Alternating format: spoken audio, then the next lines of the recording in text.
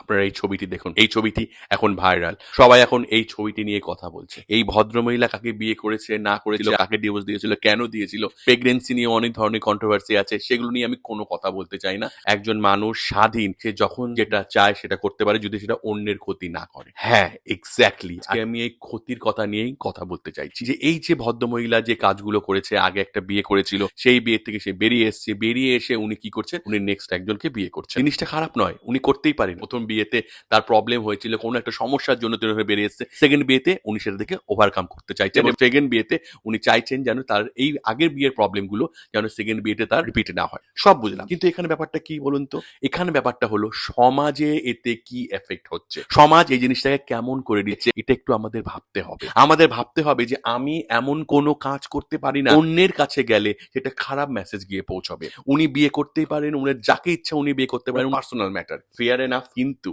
এই বিয়ের ভিডিও ফলাও করে দেওয়া, বিয়ের ছবিগুলো ফলাও করে দেওয়া, দ্যাট ইজ নট রাইট। কেন রাইট নয়? এই জিনিসটা কিন্তু সবার সামনে সামন ভাবে গিয়ে পৌঁছাচ্ছে না। একটা নর্মাল ঈশ্বরী মেয়ের এটা মনে হতেই পারে, এটাই হয়তো খুব স্বাভাবিক। আমরা যে কোনো সময় যে কোনো লোকের সঙ্গে সম্পর্কে জড়াতে পারি, আমার পছন্দ না হলে তাকে ডিভোর্স দিয়ে বেরিয়ে আসতে পারি, এবং ডিভোর্স দিয়ে বেরিয়ে এসে অন্য কারোর সঙ্গে ফলাও করে ভালো মতো বিয়ে করে নিতে পারি। জিনিসটা এরকম নয়।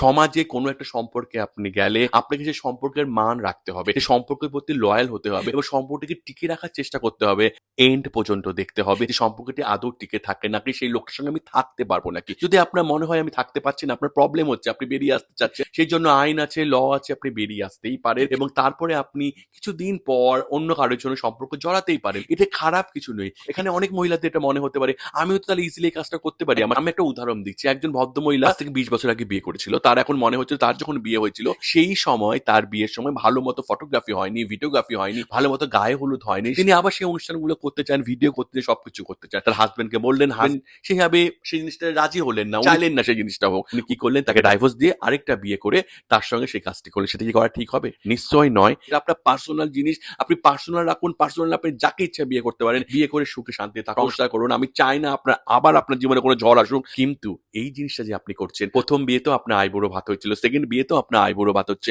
আইবুড়ো ভাত মানুষের জীবনে একবারই ঘটে। সোশ্যাল মিডিয়ায় কিন্তু সবাই সব জিনিস সমানভাবে নেয় না। দায়িত্ব রয়েছে সোশ্যাল মিডিয়া সম্পর্কে, যে আমি একজন সেলিব্রিটি হলে তার কিন্তু দায়িত্বটা অনেক বেশি হয়ে যায়। উনি কিন্তু যথেষ্ট একটা সেলিব্রেটেড পার্সন, লোকে ওনাকে দেখে, উনি ফেমাস একটা পার্সন। লোকে যখন ওনাকে দেখে, ওনার অনেক জিনিস লোকে নকল করার চেষ্টা করেন বা কপি করার চেষ্টা করেন। এবার যদি দেখা যায় কেউ নকল করে এই কাজগুলো করা শুরু করলো, তা করতেই পারে, সে তার কাছে স্বাধীনতা আছে সে করার জন্য। উচিত অনুচিতের মধ্যে পার্থক্যটা বুঝতে হবে। এবং আপনি যদি বিয়ের একটা দুটো ফটো দিতেন, আমি মানতাম যে বিয়ের একটা দুটো ফটো আছে, আপনি একটা দুটো ফটো দিয়েছেন, বিয়ের ভিডিও আসছে, সবকিছু আসছে, ইয়াং জেনারেশন অনেক আছে, জেনজি অনেকে আছে যারা এত কিছু বোঝে না। আমি কিন্তু ভিডিও দেওয়ার কথা বলছি, আমি কিন্তু সেই ফটো ছাড়ার কথা বলছি। আমি কিন্তু একবারে এটার কথা বলিনি যে আপনি যে কাজটা করছেন সেই কাজটি ভুল।